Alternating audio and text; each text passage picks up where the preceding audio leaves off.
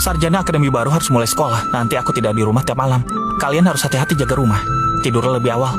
Kalau merasa bosan, mampirlah ke rumah tetangga. Yuna juga harus latihan menulis tiap hari. Tidak boleh malas. Baik. Mengerti, masalah apa yang mungkin terjadi? Lagian sekolah prefekturmu itu cuma beberapa langkah dari sini. Urusan rumah tenang saja. Tetangga semua ramah-ramah. Justru kau cari banyak teman di sekolah. Jangan cari ribut dengan orang lain. Baik, aku pergi dulu.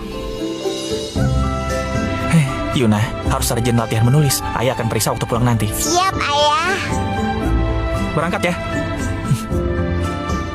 Asrama sekolah rata-rata sudah penuh. Para sarjana akademi baru disebar ke kamar kosong di tiap paviliun. Yang berasal dari daerah sama biasanya akan ditempatkan dalam satu kamar asrama. Paviliun Timur nomor 6. Entah siapa teman sekamarku. Semoga orangnya menyenangkan. Jangan-jangan dia teman sekamarku.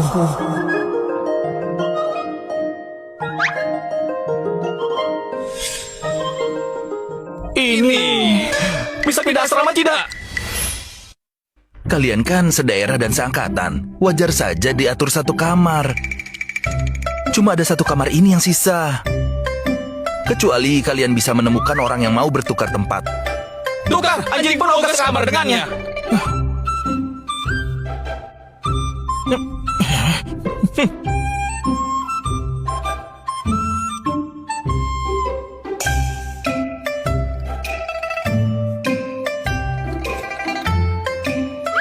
Gimana kalau kita geser tempat tidurnya? Soalnya punya kamar masing-masing. Boleh juga. Aku di luar, kau di dalam. Bodoh, di luar lebih terang. Baiklah, bodoh. Di dalam lebih tenang.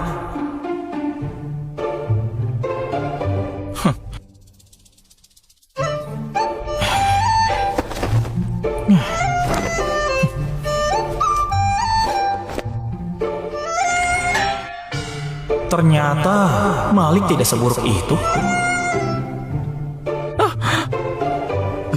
Aku peringatkan kau ya, laki-laki sejati bicara, bukan pukul. Kalau kau berani pukul aku, akan kulaporkan pada guru. Tenang saja, kita semua orang berpendidikan. Asal kau tidak kurang ajar, aku tidak akan hajar kau.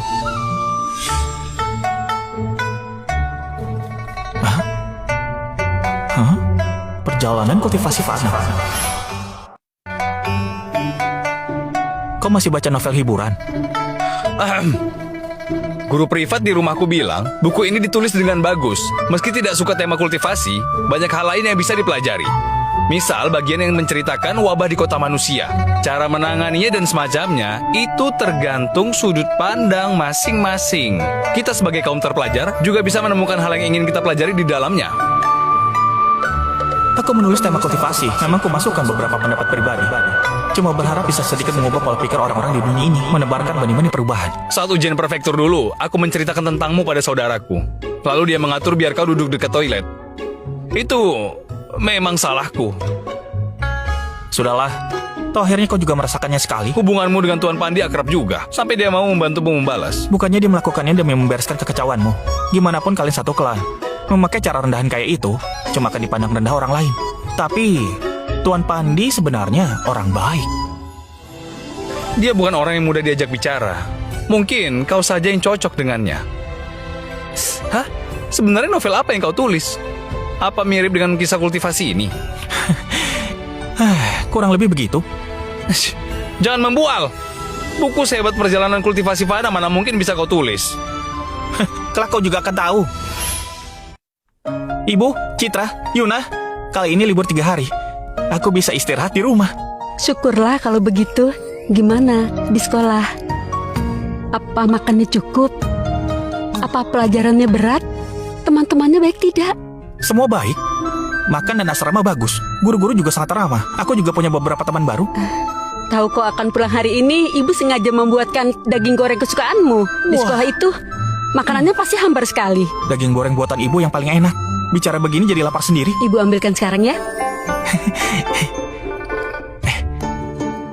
Kau pasti tidak bisa tebak aku sekamar dengan siapa. Melihat tingkahmu yang aneh begini, sebenarnya siapa dia? Ternyata Malik. Bocah itu sangat ingin mengalahkanku. Malam itu, aku tidak mematikan lampu. Dia kira aku belajar semalaman. Besok paginya waktu bertemu, matanya hitam sekali kayak panda. Pasti dia belajar semalaman suntuk. Kok kau masih kayak anak kecil? Memangnya minyak lampu gratis? Biarpun bayar, aku senang melihat matanya hitam begitu. Hah?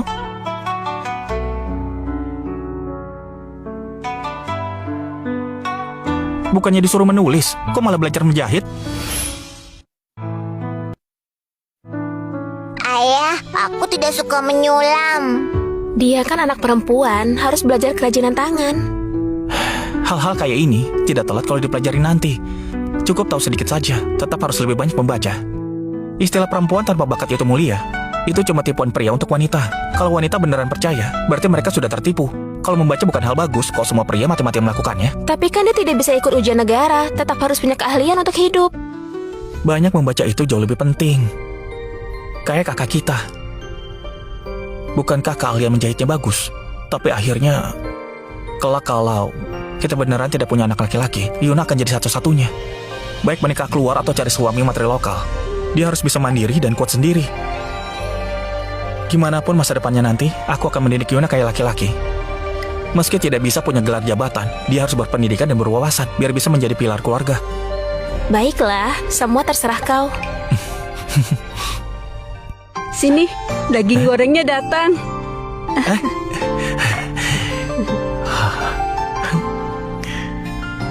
Cepat makanlah, kau pulangnya terlambat. Kami semua tadi sudah makan.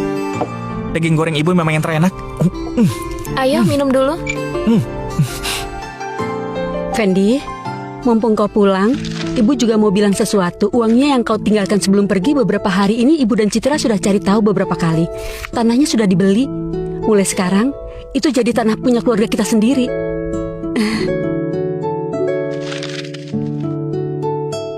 Karena sudah punya tanah, ayo cari ahli dan pilih hari baik untuk pindahkan makam. Biar beban pikiran ini hilang. Baik, aku akan minta tolong paman. Dia kenal banyak orang.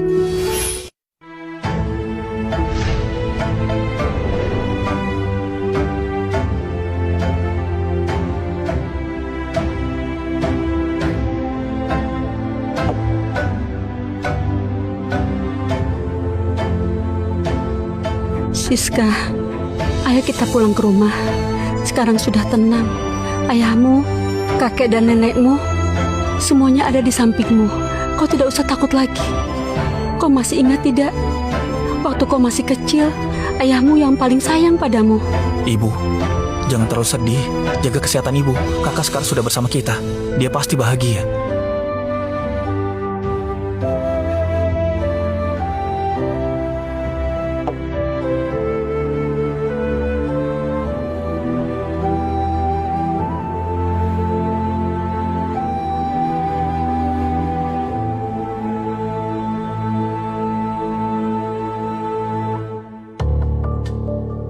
Wah, Fendi sudah kembali.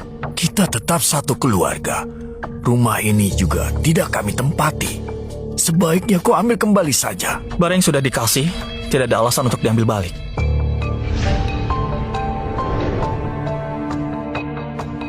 Kedatanganku hari ini bukan karena urusan lain, cuma untuk memindahkan makam kakek nenek dan ayahku. Dia kan sudah sukses lulus ujian, sekarang sudah jadi tuan besar. Mana sudi dia melihat rumah rongsokan ini. Kalau tahun depan lulus ujian provinsi, itu berarti berkat doa Bibi Runa.